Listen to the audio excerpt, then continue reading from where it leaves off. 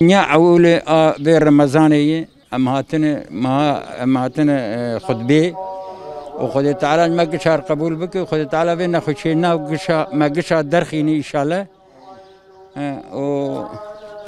و انشالله جی امی درک نزیک جی ام باورن امی جبین نخوشی جی خلاص ببن و خدا تعالی به خیراج مر قبول بکه و خدا خیراج قبول بکه. Cuma Ramazan ayının ilk cuma günüdür. Hutbemize geldik, namazımızı kılıyoruz.